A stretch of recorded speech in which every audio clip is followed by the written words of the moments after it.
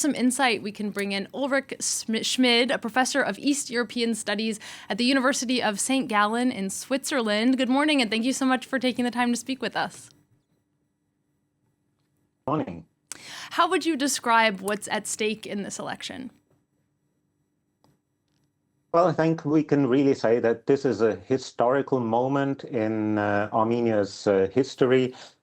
Nikol Pashinyan, the acting prime minister, has pushed towards a normalization of Armenian politics, both towards Turkey and to Azerbaijan. Armenia's foreign policy is traditionally caught between two traps, the Turkish trap and the Azerbaijan trap. Turkey is not ready to acknowledge its guilt in the 1915 genocide against the Armenians.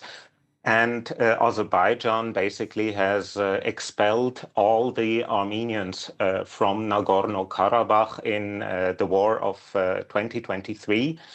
And Pashinyan is poised to pursue a politics of what he calls real Armenia. We could also call it realistic Armenia. He wants to normalize the relations with Azerbaijan, but that, of course, comes at a cost. Some people in Armenia see Pashinyan as a traitor. Yeah, I wanted to ask, I know refugees from Nagorno-Karabakh, I believe they're unable to vote in this election, but if they could, I imagine they would vote against Pashinyan.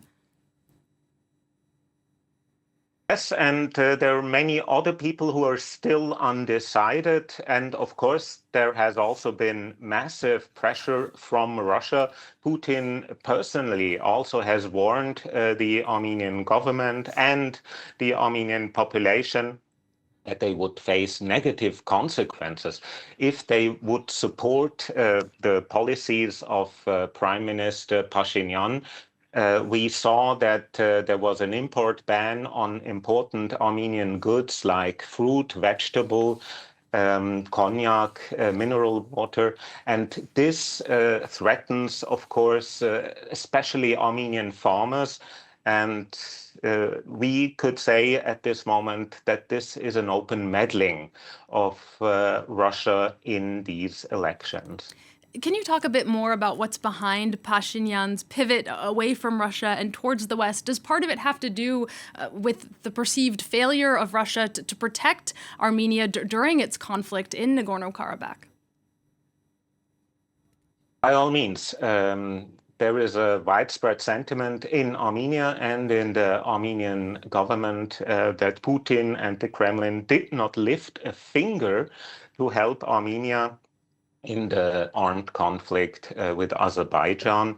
Armenia is a member in CSTO, which is the equivalent to NATO in Eastern Europe. So Russia is the leading power there, and Russia had been obliged to help Armenia in the framework of this military organization, CSTO, but nothing happened.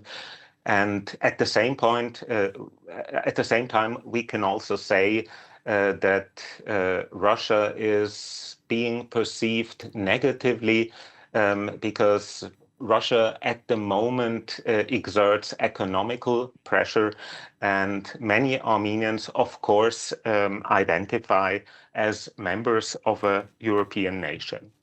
And speaking of that Russian economic pressure, can Armenia survive economically without Russia's support?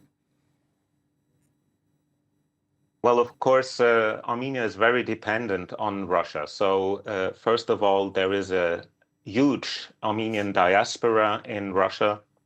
And if Russia would begin to set conditions, adverse conditions for the working Armenians in Russia, that would really hurt the Armenian economy, because there are also important remittances from this diaspora in Russia. then, of course, the energy system in Armenia is almost entirely dependent on Russia.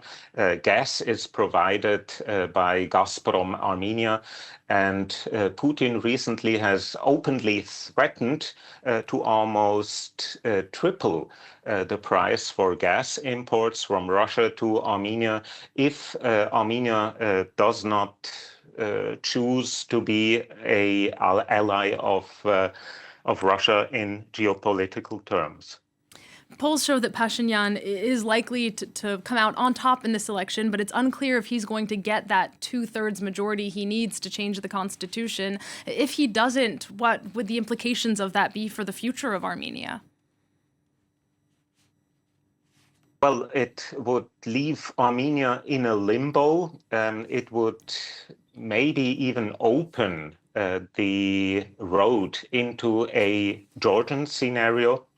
We do have this Russian-Armenian billionaire, Samvel Karapetyan, who can be likened to the Georgian businessman Bidzina Ivanishvili, who is behind Georgian politics. And at the moment, we do have a Georgian government who purports to pursue a pro-European course, but in fact serves Russian geopolitical interests.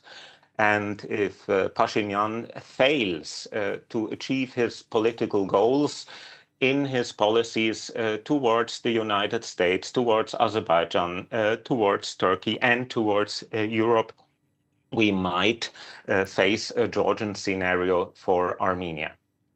All right, well, we'll be keeping a close eye on that election tomorrow. Ulrich Schmid, thank you again so much for bringing us your insight today. That's Ulrich Schmid, a professor of East European Studies at the University of St Gallen in Switzerland.